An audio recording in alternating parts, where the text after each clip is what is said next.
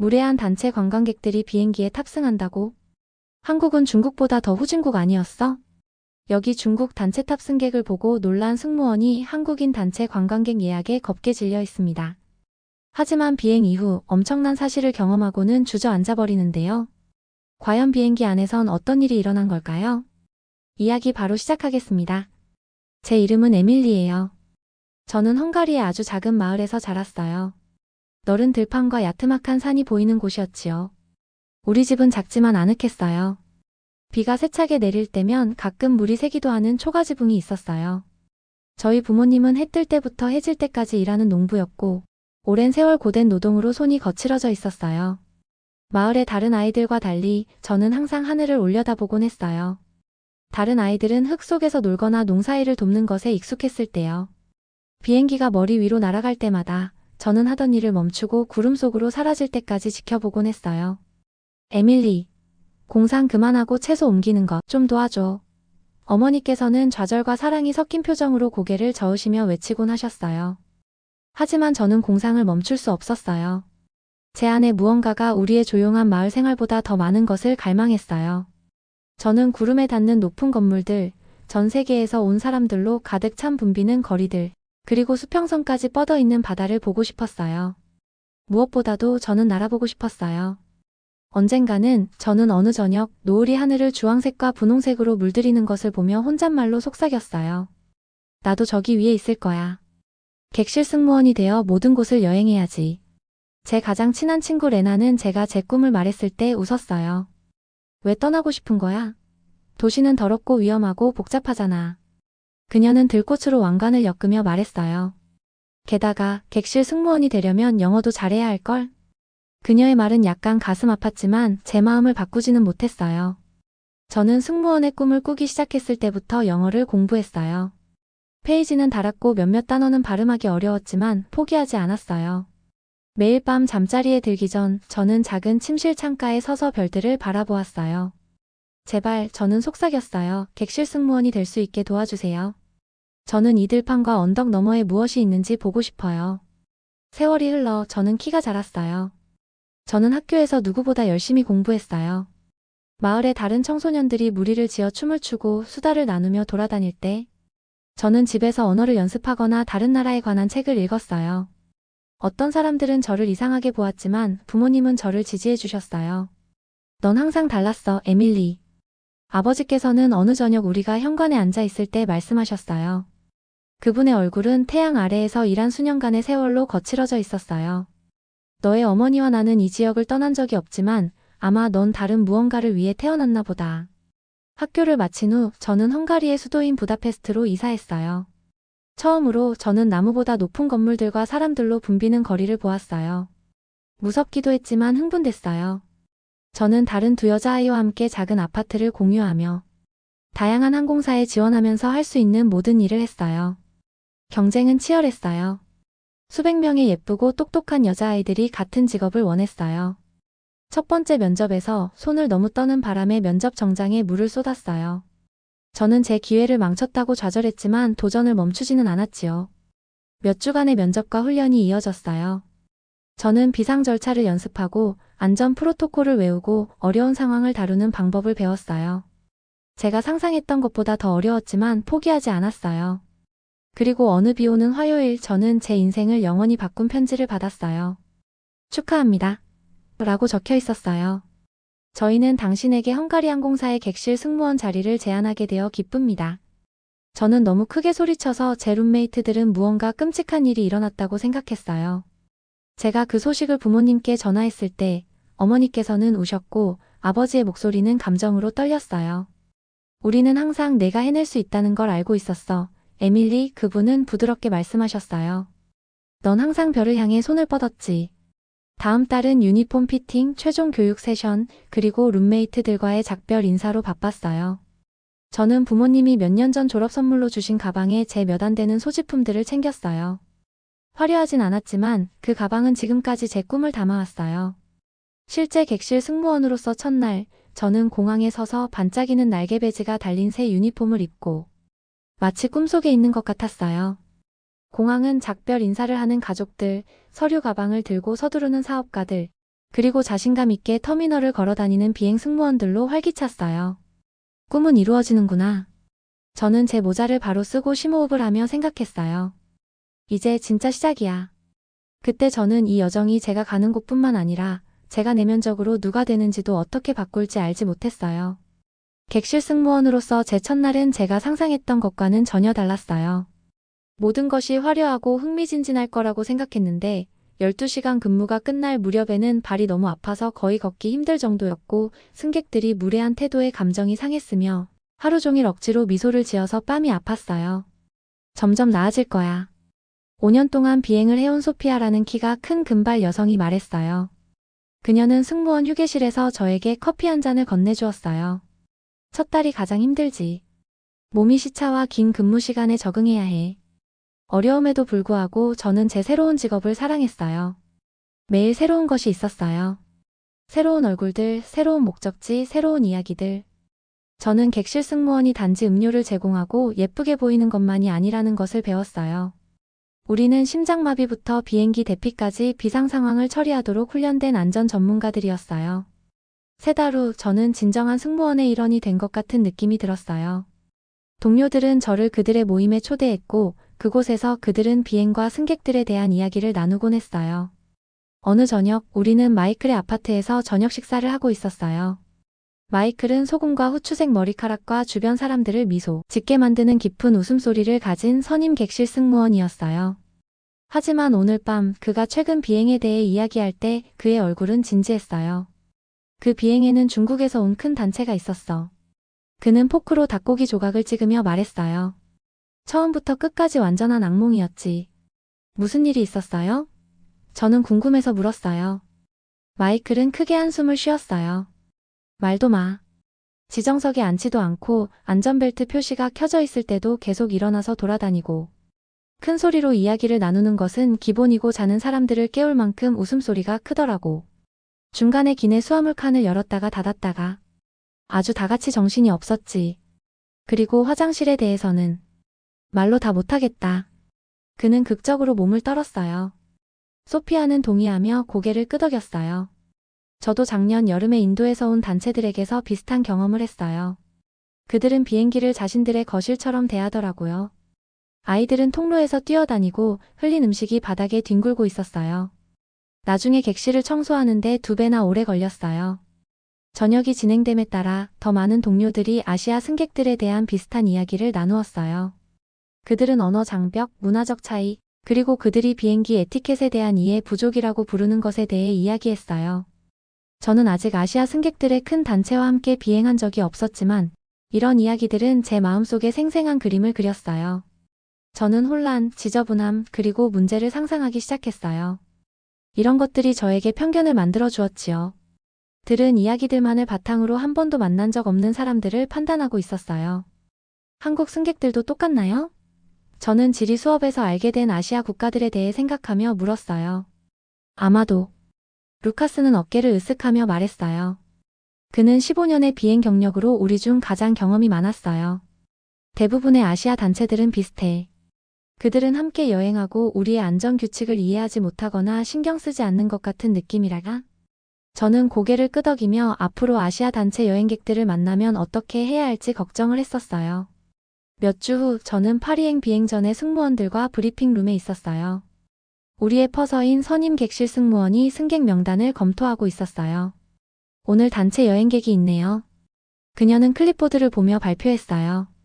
한 단체로 여행하는 160명의 한국 승객이 있어요. 방은 잠시 조용해졌다가 신음소리와 속삭임으로 터져나왔어요. 저는 불안감으로 위가 조여오는 느낌이 들었어요. 제 옆에 있던 소피아가 투덜거렸어요. 이번 비행은 길어질 거야. 항상 안전수칙 및 승객 대응 규칙을 기억하세요. 우리의 퍼서가 단호하게 말했어요. 무슨 일이 일어나도 우리는 항상 프로페셔널함을 유지해야 합니다. 우리가 게이트로 걸어가면서 저는 정신적으로 혼란에 대비했어요. 저는 승객들이 좌석을 두고 다투고 안전시연을 무시하고 뒤에 지저분한 것을 남기는 모습을 상상했어요. 저는 제가 질서를 회복하기 위해 통로를 오르내리며 뛰어다니는 모습을 그렸어요. 준비되었어? 루카스가 우리가 탑승 구역에 접근할 때 물었어요. 그의 어조는 전투에 들어가는 것 같았지요. 저는 고개를 끄덕였어요. 비록 전혀 준비가 되지 않은 느낌이었지만요. 게이트 구역은 한국인 관광객들로 붐볐어요. 그들은 대부분 중년이거나 더 나이가 많았고 여행하기 편안한 깔끔한 옷을 입고 있었어요. 많은 사람들이 관광단체 이름이 적힌 주황색 옷을 맞춰 입고 있었어요. 그들의 관광 가이드인 밝은 노란색 깃발을 든 젊은 한국 여성이 한국어로 지시를 내리고 있었어요. 자, 시작해볼까? 저는 탑승 안내가 시작되면서 깊게 숨을 들이마시며 혼잣말을 했어요. 어떨지 떨리지만 첫 번째 한국인 승객들이 제가 연습된 미소로 서 있는 비행기 문에 다가왔을 때 저는 그들이 제 인생에서 가장 중요한 교훈 중 하나를 가르쳐 줄 거라는 것을 알지 못했어요. 탑승을 환영합니다. 저는 첫 번째 한국인 승객들이 문에 다가오자 억지로 미소를 지으며 말했어요. 저는 혼란과 소동에 대비했지만 제가 생각했던 일은 일어나지 않았어요. 첫 번째 승객, 깔끔한 파란색 셔츠를 입은 노신사는 공손하게 미소를 지으며 저에게 탑승권을 보여주었어요. 그는 한국어로 부드럽게 그의 아내에게 말하며 그들의 좌석 번호를 가리켰고 그들은 지정된 자리로 직접 걸어갔어요. 그들 뒤에 중년 부부도 똑같이 행동했어요. 저는 놀라서 눈을 깜빡였어요. 저의 예상과 달랐으니까요. 더 많은 승객들이 탑승하면서 저는 놀라운 것을 발견했어요. 모든 사람들이 자신의 표를 신중하게 확인하고 혼란 없이 자신의 좌석을 찾아갔으며 머리 위 선반의 짐을 깔끔하게 정리했어요. 아무도 잘못된 자리에 앉으려 하거나 수납장에 너무 많은 가방을 넣으려고 하지 않았어요. 이게 맞나 싶네요. 저는 소피아가 지나갈 때 속삭였어요. 그들은 너무 질서정연해요. 그녀도 똑같이 혼란스러워 보였어요. 아직 이륙도 안 했잖아. 그냥 기다려보자. 하지만 탑승이 계속되면서 패턴은 그대로였어요. 한국인 관광단체는 잘 정비된 기계처럼 움직였어요. 관광 가이드는 때때로 한국어로 안내 방송을 했고 모든 사람들이 주의 깊게 들었어요. 밀치거나 다툼이나 어떤 혼란도 없었어요. 모든 승객이 탑승한 후 저는 안전벨트가 채워져 있고 좌석이 이륙을 위해 똑바로 세워져 있는지 확인하기 위해 객실을 걸어 다녔어요. 모든 한국인 승객들이 안전벨트를 단단히 매고 바르게 앉아 있었어요. 일부는 안전 책자를 읽고 있었고 다른 사람들은 이미 긴 비행을 위해 책이나 안대로 자리를 잡고 있었어요. 당신 그룹의 모든 분들이 이륙 준비가 되셨나요? 저는 비행기 뒤쪽에 앉아있는 관광 가이드에게 물었어요. 그녀는 따뜻하게 미소 지었어요. 네, 모두 준비되어 있어요. 도움 감사합니다. 저희 그룹 중 누군가가 불편을 끼치면 알려주세요. 저는 말문이 막힌 채 고개를 끄덕였어요. 이건 제 동료들이 아시아 단체 여행객들에 대해 설명했던 것과 완전히 반대였어요. 우리 비행기가 구름 속으로 올라가면서 저는 혹시나 다른 문제가 일어날까 걱정하고 있었어요. 분명히 순항 고도에 도달하면 승객들이 움직이기 시작하고 문제를 일으킬 거라고요. 하지만 안전벨트 표시등이 꺼졌을 때 몇 명만 일어났고 그들은 조심스럽게 움직이며 항상 승무원들에게 양보하고 즉시 자리로 돌아갔어요. 식사 서비스 동안 저는 또 한 번 놀랐어요. 한국인 승객들은 음식을 기다리면서 인내심을 보였고 제가 그들에게 식판을 건넸을 때 감사합니다 라고 말했어요. 아무도 식사 선택에 대해 불평하거나 특별한 대우를 요구하지 않았어요.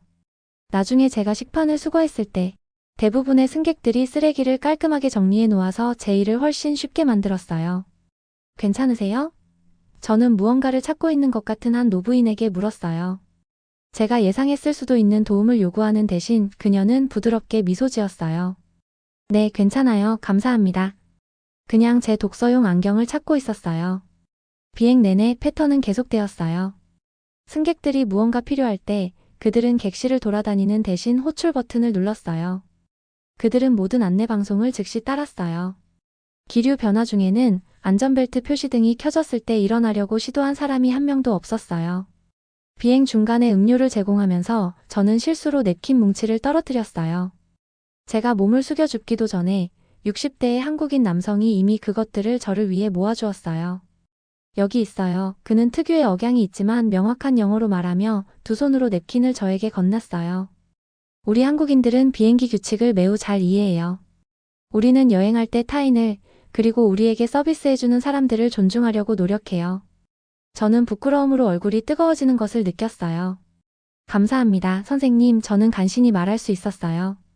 도움에 감사드려요. 제가 통로를 계속 내려가면서 그의 말이 제 마음속에 울렸어요.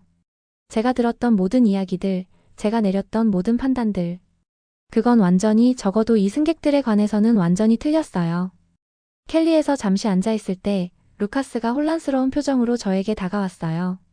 지금까지 경험한 것 중 가장 쉬운 단체 비행인 것 같은데 그는 속삭였어요. 저는 아직도 생각을 정리하면서 고개를 끄덕였어요. 그들은 모두가 설명한 것과 전혀 달라요. 그들은 실제로 완벽한 승객이에요. 이해가 안 가네. 루카스는 머리를 흔들며 말했어요. 내가 전에 비행했던 모든 아시아 단체는 도전적이었거든. 이 승객들은 완전히 다르다. 저는 조심스럽게 제안했어요. 우리가 아시아 국가들은 모두 똑같다고 생각했었던 것이 잘못된 것 같아요. 한국은 중국이나 인도가 아니에요. 그들은 다른 문화를 가진 다른 나라예요. 루카스는 잠시 이것을 고려한 다음 천천히 고개를 끄덕였어요. 그러게, 난 그렇게 생각해 본 적이 없는데. 너의 말이 맞을지도. 우리 비행이 파리를 향해 하강하기 시작하면서 저는 또 한 번 놀랐지요. 한국인 승객들은 우리의 안내방송 없이도 착륙 준비를 시작했어요. 그들은 물건을 치우고 좌석을 조정하고 안전벨트를 매더라고요. 모두 기장의 안내방송 전에요. 모든 것이 빠르게 이루어진다는 느낌이었어요. 그들이 비행기에서 내릴 때 많은 승객들이 미소 지으며 우리에게 감사를 표했어요. 관광 가이드가 마지막으로 와서 우리 승무원들에게 한국 캔디를 선물로 주었어요. 제 그룹을 돌봐주셔서 감사합니다. 그녀는 인사를 하며 말했어요. 우리는 다시 당신과 함께 비행하기를 바랍니다. 모든 승객들이 떠난 후 저는 빈 좌석에 앉았어요. 상충되는 감정들로 제 마음은 빙글빙글 돌고 있었어요. 저는 제 편견에 대해 부끄러움을 느꼈고 비행이 잘 진행되어 안도했으며 제 편견은 사라져갔지요. 한국인 승객들과 함께한 눈을 뜨게 해준 그 비행 이후 저는 제가 얼마나 틀렸었는지에 대해 계속 생각했어요. 제 부정적인 기대를 떠올릴 때마다 제 뺨은 부끄러움으로 달아올랐어요. 저는 단지 이야기와 가정만을 바탕으로 한 나라의 사람들 전체를 판단했었어요. 요즘 조용해 보이네. 소피아가 우리가 탑승을 위해 객실을 준비하던 어느 날 저에게 말했어요. 저는 망설였다가 솔직하기로 결정했어요. 지난달에 우리가 함께 비행했던 그 한국 단체 기억나요? 저는 그들이 어려울 거라고 예상했는데 실제로는 제가 지금까지 만난 가장 좋은 승객들이었어요. 소피아는 천천히 고개를 끄덕였어요. 나도 그 생각했어. 우리가 다른 나라 승객들에 대해 이야기하는 방식에 조금은 불공평했을지도. 몇 주 후 예상치 못한 일이 일어났어요. 항공사 매니저가 저를 그녀의 사무실로 불렀고 제 심장은 걱정으로 빠르게 뛰었어요. 제가 무언가 잘못했을까요? 에밀리, 그녀는 미소로 말했어요. 이직 제안이 있어요. 영국항공이 아시아 노선, 특히 대한민국 서울행 노선을 위해 경험 있는 객실 승무원을 찾고 있어요. 제가 당신을 추천했어요. 관심 있으실까요? 저는 놀라서 입이 떡 벌어졌어요. 저요? 왜 저를 추천했는지 여쭤봐도 될까요? 지난번 한국 단체 관광객들의 피드백이 매우 좋았어요. 그들은 특별히 당신의 서비스와 태도를 언급했어요. 그녀는 저에게 편지 한 장을 건넸어요. 이것은 당신의 공식 제안서예요. 더 좋은 급여, 더 명망 있는 항공사. 저는 손이 약간 떨리면서 그 편지를 쳐다보았어요. 이것은 제가 꿈꿔왔던 것보다 더 큰 기회였어요. 그리고 그것은 한국으로의 정기 비행을 의미했어요. 저에게 그렇게 중요한 교훈을 가르쳐준 바로 그 나라요. 네, 저는 단호하게 말했어요. 저는 기꺼이 수락하고 싶어요. 2달 후 저는 처음으로 서울에 있었어요. 공항을 나서자 도시는 저의 숨을 앗아갔어요. 높은 마천루들이 햇빛 속에서 빛나고 있었고 고대 궁전들은 현대 건물들 사이에 자리 잡고 있었어요. 거리는 깨끗했고 지하철 시스템은 유럽의 교통수단을 부끄럽게 만들었어요. 3일간의 경유 동안 저는 놀란 눈으로 도시를 탐험했어요. 사람들은 버스 정류장에서 질서 있게 줄을 섰어요. 혼잡한 곳에서 아무도 밀거나 떠밀지 않았어요. 노점상들은 손님에게 음식을 주기 전에 양손으로 조심스럽게 포장했어요. 모든 상호작용에서 예의와 존중이 느껴졌어요. 분주한 시장에서 저는 우연히 한 노부인과 부딪혔어요. 제가 사과하기도 전에 그녀는 인사를 하고 저에게 사과하는 것처럼 들리는 한국어로 무언가를 말했어요. 아니요, 제 잘못이에요. 저는 그녀가 제 말을 이해할 수 없다는 것을 알면서도 말했어요. 저는 답례로 인사를 했고 그녀는 따뜻하게 미소 지었어요. 그날 저녁 호텔 방에서 저는 일기를 썼어요. 서울은 내가 생각했던 아시아와 전혀 다르다. 현대적이고 조직적이며 시민의식도 뛰어나다. 직접 경험하기 전에 섣부른 판단을 내리는 것은 역시 옳지 않은 일이다. 한국 여행에서 저는 그 한국 문화에 대해 많이 배웠어요. 저는 기본적인 한국어 문구를 연습했고 이것은 한국 승객들을 기쁘게 했지요. 저는 한국 사회에서 교육이 높이 평가되고 아이들이 방과 후 몇 시간 동안 공부하며 노인들에 대한 존경이 일상생활에 깊이 뿌리내리고 있다는 것을 발견했어요. 어느 비행에서 한 한국인 사업가가 저에게 그의 나라에서의 제 경험에 대해 물었어요. 저는 서울을 사랑해요. 저는 솔직하게 그에게 말했어요. 그것은 제가 세상을 보는 방식을 바꿨어요. 그는 미소 지었어요. 많은 서양인들이 처음 한국을 방문할 때 놀라워해요. 그들은 뭔가 다른 것을 기대해요. 저도 그런 사람들 중 하나였어요. 저는 인정했어요.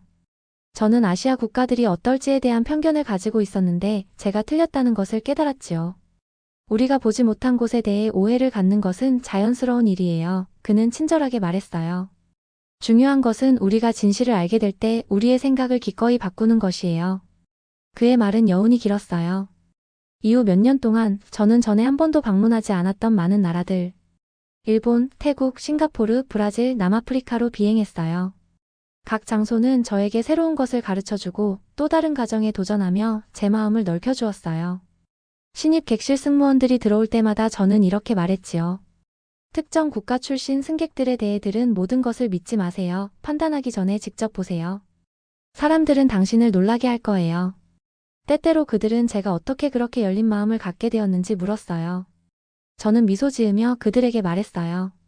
저도 처음부터 이랬던 것은 아니에요. 제가 세상을 보는 방식을 바꾸는 데는 160명의 한국인 승객들이 필요했지요. 그들은 편견이 다른 사람들에 대한 진실 그리고 우리 자신에 대한 진실을 보지 못하게 한다는 것을 저에게 가르쳐 주었어요. 지금 객실 승무원으로서 10년 차인 저는 여전히 비행기 창문 밖을 바라보는 것을 좋아해요. 하지만 제가 보는 것은 바뀌었어요.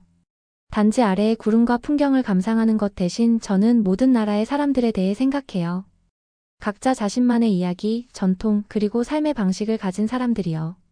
그리고 우리 비행기가 제 헝가리의 작은 마을 위를 날 때 저는 내려다보며 미소 짓고 저를 세계 곳곳으로 데려간 여정에 감사함을 느껴요. 그 여정은 또한 제 내면 깊숙이 들어가 여행의 이유는 사실 우리 자신의 마음과 생각 속에 있다는 것을 가르쳐 주지요. 영상 재미있게 보셨나요? 마음에 드셨다면 구독과 좋아요 부탁드리겠습니다. 감사합니다.